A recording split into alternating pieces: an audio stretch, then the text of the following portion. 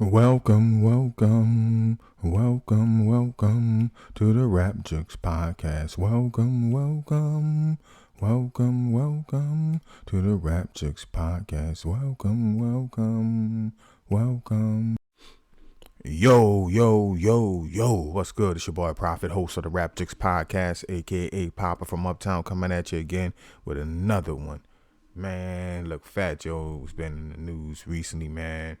I just did a video about, Jim Jones and Nas, and all this started on the Fat Joe and Jadakiss podcast. But Fat Joe recently made the news, man, due to some allegations, man. His former hype man alleged that the rapper forced the hype man into more than 4,000 sex acts, allegedly. We're gonna say here on the Rap Chicks podcast because we don't know for sure, but there's an article written on it from June 20. This is from NBC News. It was written by Min Yvonne Burke and Christian Santana, and it reads: Rapper Fat Joe accused of forcing his former hype man to engage in thousands of sex acts with women in a $20 million federal lawsuit that alleges he was underpaid, denied songwriting credits, and threatened. Terrence, this is the dude's name, the hype man, T.A. Dixon, filed a complaint against Fat Joe, members of his inner circle, and Rock Nation, that's Jay-Z joint, in the U.S. District Court for the Southern District of New York on Thursday. An attorney for Fat Joe, whose real name is Joseph Antonio Cartagena, said that the allegations are complete fabrications intended to damage the rapper's reputation. The lawsuit says that Dixon was the rapper's hype man on stage entertainer, but that he also contributed as his lyricist, background vocalist, bodyguard, and creative collaborator from around 2005 to 2022. That's a long time, but that's about 12, what? Man, hold on. 15 would have been 10, 20, 15, about 17 years. It alleges that Dixon wrote and co-wrote dozens of songs, including Congratulations, Ice Cream, No Problems, and Blackout. Plaintiff contributed lyrics, melodies, vocal phrasing, and conceptual design to these works, substantially shaping their final form as distributed to the public. The suit says. Let me pause right there. Like when you working in the studio and you got an entourage and a bunch of dudes in there and they shouting out things and you doing your lyrics and coming up with hooks, they may add a word here and there, that's all good in the studio. That's a part of the whole creative process. You lean and you rub off people that's supposed to be there to support you. Now if somebody's writing the whole hook or writing the whole verse, that's something totally different. They deserve credit. But if somebody just in there just adding, like a funny story, we was in the studio one time. My brother does all of the tracks. Bombay, and somebody said, hey, I want you to add some bells to that or something. Do you know that this dude wanted to be given credit as a producer for saying, want you to add bells? Like, stuff like that. And I don't know if this is the situation here, but, let me continue. All right, so Dixon was underpaid and denied songwriting credits, royalties, and back-end compensation, were deliberately concealed from him, according to the lawsuit. Cartagena, that's Fat Joe, controlled Dixon through psychological manipulation, intimidation, and persistent threats, the lawsuit says. It alleges that Rock Nation either knew or should have known about the rapper's behavior but took no action. I don't know how you will know that, but now you just go for everybody, I guess. Rock Nation, which is named as a defendant, did not immediately respond to a request for a comment on Friday. The 157-page document, which comes with a trigger warning at the top, also details allegations of sexual abuse. It alleges that Cartagena routinely took women back to his hotel rooms and forced Dixon to engage in sexual acts with them, sometimes in front of members of the rapper's inner circle. According to the suit, Cartagena frequently arranged and orchestrated these encounters, intentionally creating scenarios designed to reinforce plaintiff's complete submission. It accuses Cartagena of remaining in the room to watch, record, and provide explicit direction and commands. Now, hold on. Now, what does that sound like? Whose similar case does that sound like? Sound like some Diddy stuff, right?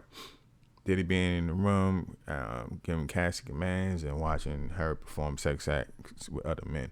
All right, weird, man. These, I don't know, man. Now sometimes I be thinking like, I'm glad I never signed to a major.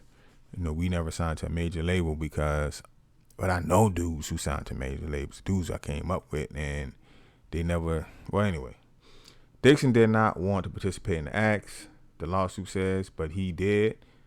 So, solely out of fear of immediate retaliation during one alleged incident, Dixon refused and Cartagena canceled his flight home, stranding him with no money, the suit says. Dixon estimated that over 16 years he was coerced into more than 4,000 sexual acts to maintain his standing within the enterprise.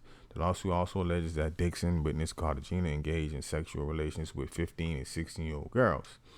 Cartagena's lawyer, Joseph Tacopina, said that lawsuit is a blatant act of retaliation and a desperate attempt to deflect attention from a lawsuit the rapper filed in April against Dixon and his attorney Tyrone Blackburn of extortion, slander, and defamation.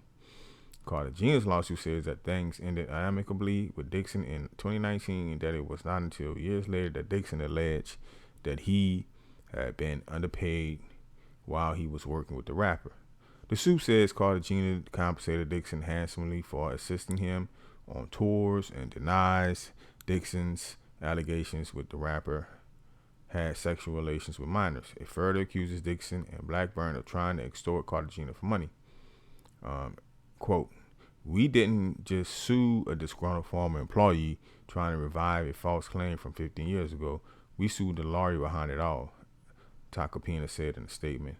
The allegations against Mr. Cartagena are complete fabrications, lies intended to damage his reputation and force a settlement through public pressure. Mr. Cartagena will not be intimidated, he said. We have taken legal action to expose this fraudulent campaign and hold everyone involved accountable.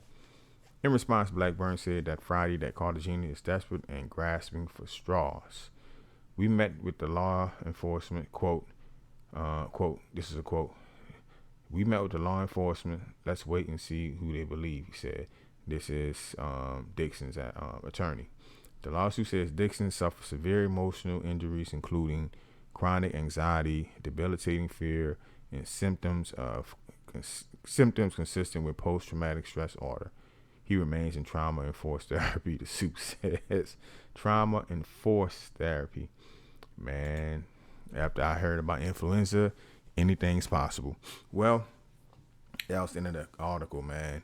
So let me say this: a lot of that stuff kind of sounds similar to what's going on in the Puff Daddy Diddy case. Some of this could be some copycat thing. Like I saw a movie the other night, me and my son, called Copycat, starring Sigourney Weaver, from the I want to say it was 90s, and basically the movie is about a serial killer who copycats all of the other famous serial killers throughout history and does similar crimes and set the murder scenes up exactly the way the bodies were found in the former killings. Well, anyway, this sound like, the playbook is, to get the public to, to make them guilty in the public eye, get them to do a payout, go for a high amount, settle for less, and, get some bread in your pocket. Now, what I didn't know was from reading this article that Fat Joe and his team already sued this guy, and this could just be them protecting themselves with a countersuit.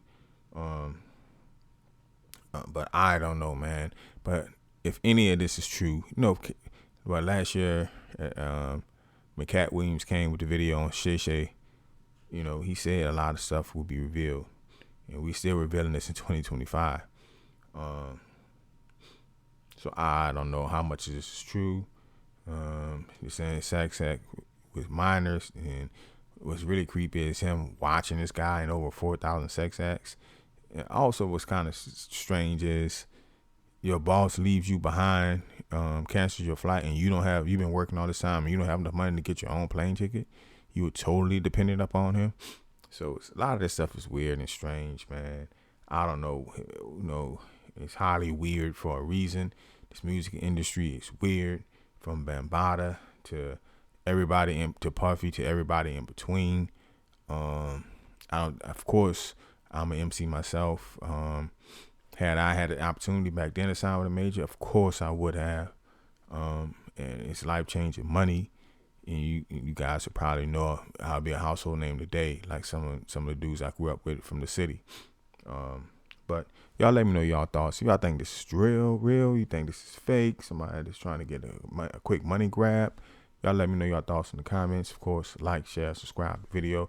Let folks know about what's going on over here at the Rap Chicks Podcast. And to the next one, peace.